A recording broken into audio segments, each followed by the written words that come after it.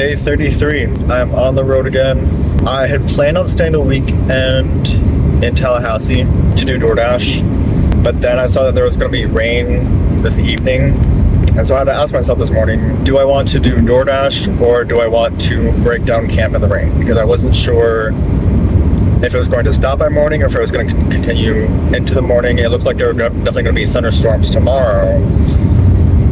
So I decided to pack up and just go to Atlanta now.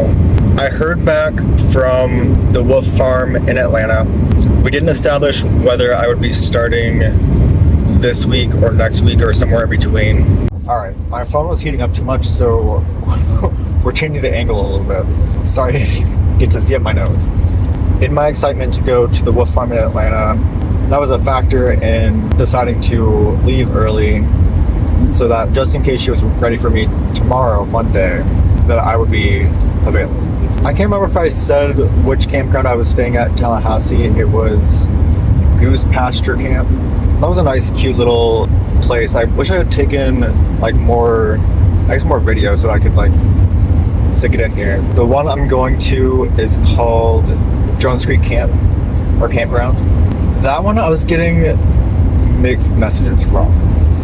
And this is what I mean by it's hard to find camps that have dispersed camping. Because, this one website that I found that has a map of free campsites. A lot of them were posted back in 2016 or around that time, so it's a little outdated. I've seen some reviews from more recent years that are yeah, this place is closed, or the gate is closed, you can't get in, you can maybe camp outside the campground, or I don't know. It was really weird. So I have to Google check everything, and sometimes Google will be yes, you can find dispersed camp here, and they'll go to the website and it's no, you have to pay to camp here. I'm this is so confusing, and I wish somebody could just tell me where I can camp. And so if you're watching this and you find dispersed camping available anywhere in the United States, please tag me in a video or something so I know where I can go. Otherwise, it's just been an additional frustration to take more of my time to figure this out as I'm going, rather than having a set plan. I feel I had some insight this morning. I was definitely going through it when I had to make that choice of breaking down camp early or stay in town to do door dashing. I did not make good cash. I mean, comparatively, I made $30 on a Saturday night last night, where in St. Pete, Clearwater, I would make closer to between $40 and $60. As far as a drop in to do DoorDash in Tallahassee, that was rough. So I'm not sure how productive doing DoorDash on a Sunday would have been.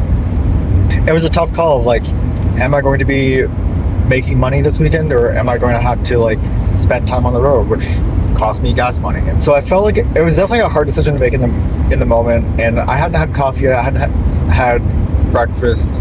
I think that just really magnified the consequences of my choice. I guess I just maintain the confidence that I'll be able to make things work. And if it does come to me having to stay in the rain and DoorDash just because that's how I'm going to make ends meet for the month, I can do that. I've spent the night in that tent while it was raining, and I was fine. It was a mild rain, so I am a little concerned of if it were ever to get really heavy torrential rain. That will be something I consider as I plan cities a little bit more seasonally, so hopefully I don't run into that issue. I feel out of transparency, I have to make a confession. There was a post on Instagram, or a story rather, on Instagram and Facebook, of me on one of those riding frog springs at a kid's playground, and the tag was, or the caption was, take moments to, or find moments to take joy, or something like that. And honestly, I took that picture for 2 seconds and got back in my car because I had to leave. I just wanted to be clear on that because I felt like it was kind of false advertising. I also, in that moment, was so kind of going through it, like just seeing a bunch of little things just not going right. Like the vacuum storage bags aren't staying sealed. I'm not sure if it's small holes or if it's the bag becoming undone, but everything still fits in my car. So there's just a small inconvenience. And like trying to plan where to get coffee if I can. Well, now that I look back at ChatGPT, I'm like, oh, I could have been going to a picnic shelter because usually those have electricity where I could have plugged in my cappuccino maker. Like, saying that out loud, I'm like, first world problems. Like, look at me, like, on this camping nomadic experience and worrying about where I'm gonna plug in my cappuccino maker. I mean, it's definitely more cost effective than paying for coffee every day. I didn't realize that like McDonald's was no longer doing dollar coffee. Like it's $1.50 now, something like that. I feel like I've been rambling enough. It's been a long drive. I think I've only been on the road for like maybe an hour and I'm already so tired.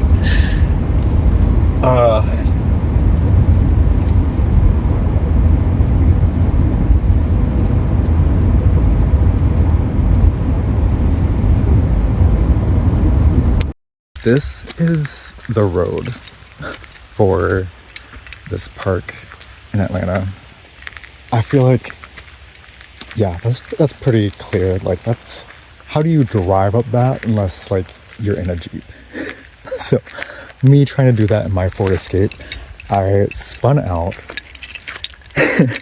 but managed to back up and just reverse my way. I mean, look at even this, like, I actually, you know what, I didn't drive on that part, I drove here. But managed to back my way down, realizing I'd passed several campsites on the way up here because I thought like it'd be like, hey, here's a campsite. But no, this is very much dispersed camping. There was a sign at the beginning of the road that said, oh, pack in, pack out. Anyway, we made it. Oh, getting out of here is going to be a pain in the butt.